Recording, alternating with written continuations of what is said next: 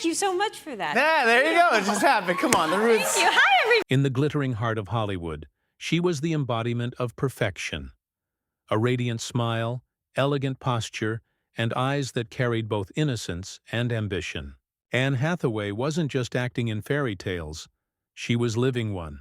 From the Princess Diaries to Les Misérables, her rise was nothing short of cinematic. But in Hollywood, the crown of perfection is heavy, and it cuts deep. When the applause faded, the whispers began. She's too polished, too fake, too perfect to be real. The same media that once adored her turned her into a symbol of everything they love to hate. So what happens when America's sweetheart becomes its villain? And how does she rewrite her story? On her own terms. This isn't a tale about fame. It's about survival, redemption, and a woman who discovered that real grace begins the moment perfection ends.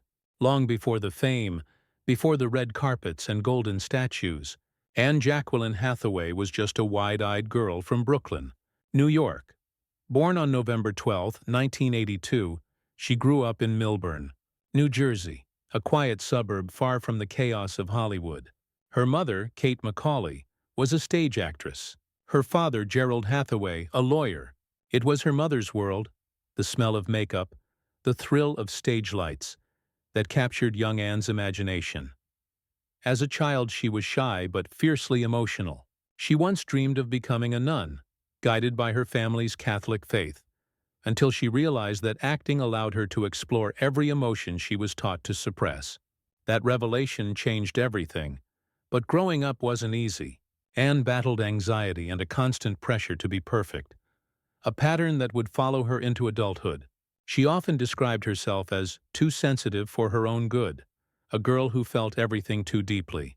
Still, that sensitivity became her secret weapon. When others pretended on stage, Anne believed, and long before the world saw a princess, there was already a girl rehearsing in her bedroom mirror. Not for fame, but to prove she was enough. Anne's first steps into the spotlight weren't paved with glamour. At 16, she landed a role in the short-lived TV series Get Real, a small show that barely lasted a season. But it gave her something priceless, a taste of storytelling, of becoming someone else. Then, in 2001, everything changed. She was cast as Mia Thermopolis in The Princess Diaries, a clumsy teenager who discovers she's heir to a royal throne. The movie exploded, and overnight, Anne Hathaway became the new face of innocence. Critics compared her to Julia Roberts and Audrey Hepburn. The world loved her. But Hollywood has a way of turning admiration into a trap. Anne was instantly boxed into the sweet princess image. Soft, polite, predictable. And for an actress who had always dreamed of depth, that was suffocating. So she did something unexpected.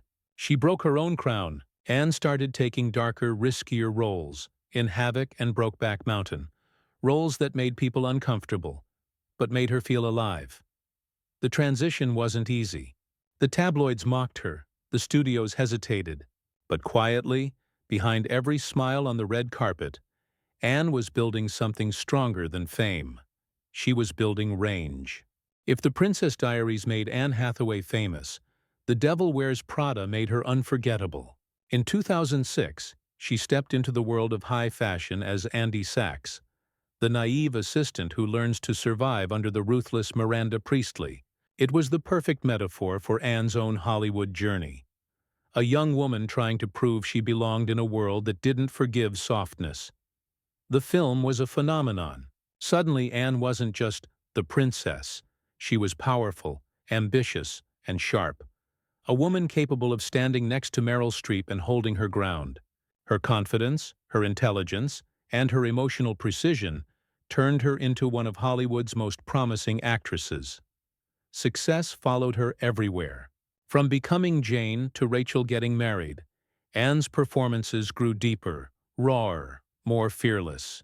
In 2012, her portrayal of Fantine in Les Misérables earned her an Academy Award, a moment of pure triumph. Her acceptance speech went viral. Her career seemed unstoppable. But behind the flawless gowns and polished smiles, something else was happening. The media began to turn. The same poise that once drew admiration now sparked suspicion. She was too perfect, too rehearsed, too eager to please. Hollywood's darling had climbed to the very top, and yet she could feel the ground cracking beneath her heels. In chasing perfection, Anne Hathaway had unknowingly become a mirror for America's obsession with it, and soon that mirror would shatter. Every Hollywood fairy tale has a shadow, and for Anne Hathaway, it came when the world decided she was too perfect to be real. In 2008, her then-boyfriend, Italian businessman Raffaello Folieri, was arrested for wire fraud and money laundering. Overnight, Anne's name was splashed across every tabloid headline. America's princess caught in a scandal. Though she had nothing to do with his crimes, she became collateral damage. Her private journals were seized by the FBI, her reputation bruised. Anne tried to smile through it, but Hollywood had turned cold. The warmth that once welcomed her now mocked her. And as her fame soared after Les Misérables, a strange new wave began. The Hathahate era. Online forums and late-night shows turned her into a punchline. People called her fake, overacting, too perfect to like. Even her Oscar speech, heartfelt and trembling, was ridiculed as calculated. What no one saw was the woman behind the mask, exhausted, anxious, and quietly breaking. In interviews, she later admitted she stopped reading about herself entirely, terrified of the hate. She withdrew from the spotlight, questioning everything: her image, her worth, her place in Hollywood. But even in the silence, something inside her was shifting. The fall, as painful as it was, stripped away what the world had built around her. And for the first time, Anne Hathaway wasn't performing for anyone. She was learning who she really was, because when the applause fades and the cameras stop, only the real ones remain. When Anne Hathaway returned to the screen, she wasn't chasing perfection anymore. She was chasing truth. Gone was the image of Hollywood's flawless darling. In its place stood a woman who had been burned, rebuilt, and reborn. She stopped apologizing for being too much. She stopped pretending to be perfect. Instead, she embraced vulnerability as her superpower. Her comeback began quietly but confidently. Roles in Interstellar, Ocean's 8, and The Hustle reminded audiences that beneath the media noise was an actress of rare skill and presence. She played women who were clever, flawed, sometimes chaotic, and that honesty made her magnetic again. Off-screen, she found a new kind of fame, one grounded in authenticity. She spoke openly about anxiety, self-doubt, and the toxic pressures women face in Hollywood. She became an advocate for mental health, gender equality, and motherhood without shame. Marriage and motherhood softened her edges, but sharpened her purpose. She no longer acted to please. She acted to express. Anne Hathaway had finally done what few in Hollywood ever manage. She turned the backlash into a rebirth, and in doing so, she reminded everyone that the most beautiful thing a woman can be is real. Today, Anne Hathaway stands not just as an actress, but as a survivor of her own story. She's no longer the nervous girl trying to fit into Hollywood's mold. She's the woman who broke it. Her journey is more than a career. It's a lesson in endurance.